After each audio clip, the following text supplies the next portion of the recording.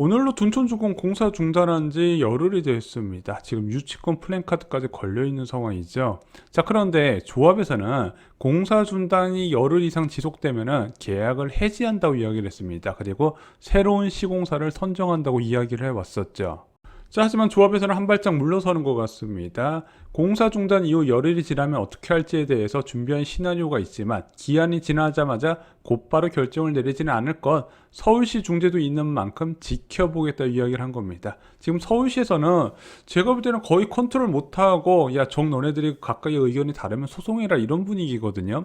하지만 실제 시공단과 조합에서는요, 협상이 시작이 된 것 같습니다. 자, 먼저 시공단의 요구사항이 언론을 통해서 공개가 됐나 봐요. 먼저 중요한 것부터 말씀을 드리겠습니다. 먼저 시공단에서는 2020년 6월 25일 공사비 증액 유효성을 인정을 해달라고 조합 측에 요구를 하고요. 한국부동산은 공사비 검증 수용도 오케이 하겠다고 한 발짝 물러섰습니다. 두 번째는 분양 완료 시점을 협의를 하자는 거예요. 언제까지 무조건 분양하겠다를 양측에서 협의를 하자. 세 번째, 분양 지연과 공사 지연 등을 발생시키지 않는 범위 내에서는 조합이 요구했던 고급화 및 옵션의 협의가 가능하다고 이야기를 한 거죠. 근데 진짜 핵심은 바로 이거예요. 분양 지연으로 인한 금융 손실 비용에 대한 협의, 이미 공사에 투입된 비용이 한 1조 7천억 원 정도가 되잖아요. 이거에 대한 이자 비용을 청구하겠다는 겁니다. 원래는 일반 분양 당시에 입주자 모집 공고를 해서 계약금 받고 중도금 받으면서 공정별로 대금이 지급됐었어야 되거든요. 근데 그게 안 되다 보니까 시공단에서 이 비용을 다 떠안은 거예요. 그러면서 이자 비용이 나가고 있는데 지금 금융 환경이 너무 안 좋다 보니까 그 이자 비용이 눈덩이처럼 늘어나고 있죠. 이것을 너네한테 청구하겠다. 두 번째는 공사기간 연장, 추가 공사비 및 기발생 손실분에 대한 협의 및 기한을 하자고 한 겁니다. 왜냐면은 야, 조합 너네가 마감재 변경한다면서 공사기간 지연 및 납품업체에 손해가 발생했다, 너네가 배상을 하는 부분이 있죠.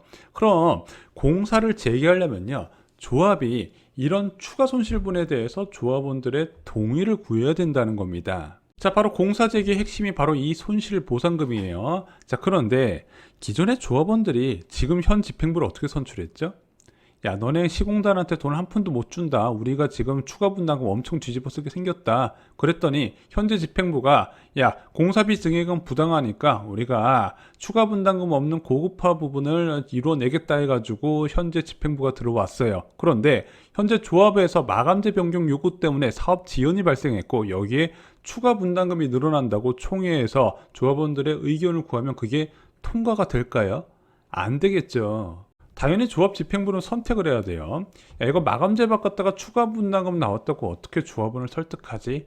그냥 소송으로 끝까지 가볼까 이런 생각도 할 수 있겠죠. 그러면 시공사와 계약 해지 소송해야 되고 유치권 무효 확인 소송도 들어가야 그 다음 건축회의를 할 수 있는데 솔직히 이런 식으로 소송으로 들어가 버리잖아요. 진짜 최악의 상황입니다. 특히 지금은요, 둔촌주공조합 측의 마감재 업체 지정 관련 이슈가 워낙 커요. 현 집행부의 신뢰가 크게 훼손된 상황입니다. 이게 지상파 뉴스에 나와버렸어요. 거기서 인터뷰가 어떻게 나왔다? 건설사 관계자가 공사 중간에 이렇게 마감재를 바꾸는 것은 처음 봤습니다. 재건축 재개발 현장에서 이런 경우는 거의 없다고 보시면 되고 이렇게 해요. 자, 그러니까 그 다음날 둔촌주공 카페가 비공개로 전환되고요. 회원들도 뭐 글을 잘 못 보고 이런 이야기가 있다 그러더라고요. 그래서 제가 볼 때는 시공단과의 협상이 단기간에 나오기는 어려울 것으로 보여요. 자, 이런 상황에서 둔촌주공 조합에서 기막힌 이야기를 해요. 조합이 마감재에 관해서 특정 업체를 선정을 요구하고 있다는 최근 보도에 관해서는 실수가 불러일으킨 오해라고 했다. 4월 5일 마감재 업그레이드를 요청하여 내부 검토 자료를 실수로 함께 보냈고 잘못 보낸 것을 알아채고 같은 날 20일 보낸 것을 취소했다며 시공단은 오히려 잘 됐다며 바깥으로 이 사실을 알린 것이라고 해명을 한 거죠. 그리고 2023년에 입주할 집의 마감재를 3년 전에 선정해 지금 못 바꾼다는 게 오히려 시공사업단 측에서 누군가와 짬짬이 돼 있는 것이 아닌지 의심스럽다고 지적을 해요. 누가? 둔촌주공 강정원 자문위원이라는 사람이 이렇게 이야기를 했다는 거죠. 지금 모든 언론과의 접촉은 이 사람이 하고 있고 실제 둔촌주공 조합장은 얼굴도 안 보여요. 자, 저희가 지난 영상에서 말씀드렸지만 4월 5일날 마감재 지정 공문이 타일이나 일반 가구, 주방 가구, 욕실 가구에 업체명과 제품까지 규격까지 픽스해가지고 공문을 보냈거든요. 자, 그런데 4월 20일부터 언론에 보도가 나와요. 야, 이거 뭔가 문제가 있다. 어떻게 조합에서 이렇게 식으로 이권 개입할 수 있냐? 이런 식으로 기사가 나오니까 조합에다가 시공단에다 공문을 보내가지고 야, 이거 오류니까 삭제해 주세요. 이렇게 요구를 해요. 그리고 나서 이렇게 이야기를 하는 겁니다. 우리의 실수를 시공단이 이용하고 있더라. 자, 시공단 얼마나 나쁜 사람이냐. 이렇게 이야기를 하고 있죠. 자, 그런데 조합에서 공문에 보낸 게 과연 이 4월에 보낸 공문이 달까요? 1월 18일에 보낸 공문 보겠습니다. 주요 마감재 자재 품목 업체라고 있어요. 여기 보시면 타일과 일반 주방 가구, 욕실 가구, 위생도기 수전에 특정 마감재명을 넣고 동급 이상으로 시공하라는 공문을 보내게 됩니다. 야, 특정 브랜드의 제품을 찍어 놓고 그 동급은 무슨 기준이죠? 그냥 이거 하라는 뜻이죠. 가장 크게 이슈가 되는 부분은 홈 네트워크 시스템입니다. 2021년 7월 11일 날 사업 시행 계획 변경안이 의결이 돼요. 여기에서 이제 홈 네트워크 시스템을 바꾼다고 알려왔습니다. 월패드와 주방 TV폰, 욕실 스피커폰에서 통합 연동형으로 바꾼대요. 왜? 주거 환경의 고급화와 LOT 생활 편의성 증가 부분이라고 합니다. 그럼 기존 업체가 얼마에 원래 참여를 했었냐? 한 100억 원 정도에 참여를 했대요. 코콤이라는 업체. 그런데 변경하려는 업체가 약 444억 원으로 참여를 했다는 부분이죠. 무려 4배 넘게 차이가 나죠. 근데 재밌는 것은 조합이 협의율을 적용하지 못하게 막았어요. 2021년 3월 17일 날 시공사 발송 공문을 보면요.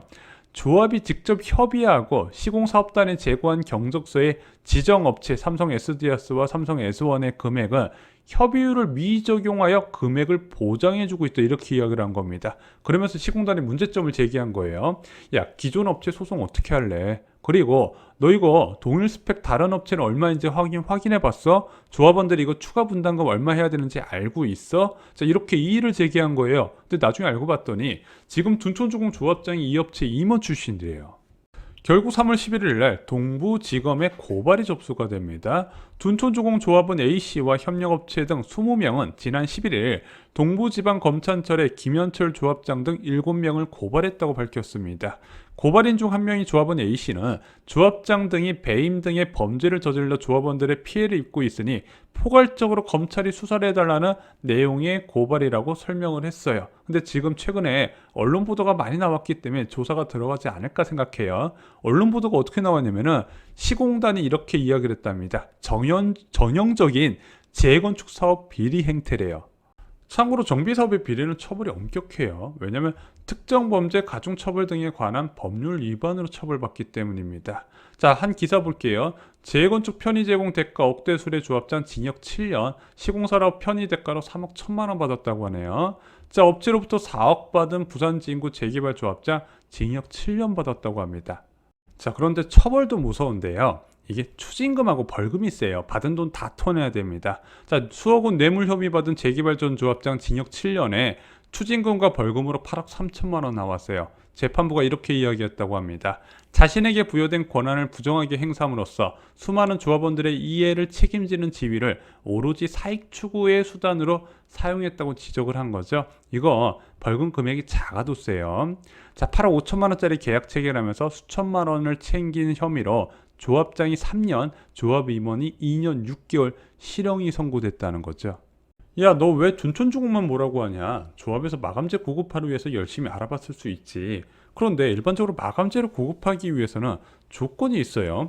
일반 분양가가 확정되고 나서 추가 이익에 대해서 배분하는 과정에서 일부를 마감재 고급화에 쓸 수 있다고 했습니다. 그러면은 일반적으로 이 마감재 고급화 조합원들의 돈이 나가는 추가 분담금까지 감안하면서 마감재 고급화를 해준다고 그랬잖아요. 그럼 어디에 마감재 고급화를 해줄까요?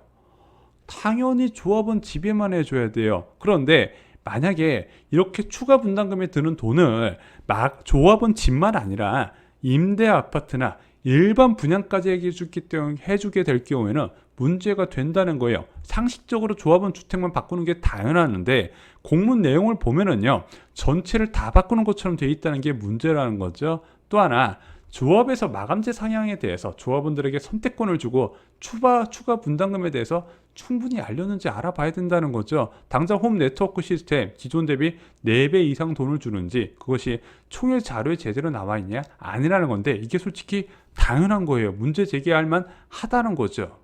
이미 둔촌주공 정상화위원회가 발족이 됐습니다. 근데 이게 카페인데 있는지 몰랐어요. 왜냐면은 제목에 둔촌주공이라는 이름이 검색돼야 검색해서 들어갈 거 아니에요. 둔촌조합 정상화위원회라고 해서 있는지도 몰랐다가 카페를 가봤더니 4월 22일 날 공사 재개 및 사업 정상을 위한 조합 정상화위원회가 발족된다고 나와 있습니다. 보니까 변호사도 있고 전 국회의원도 있어.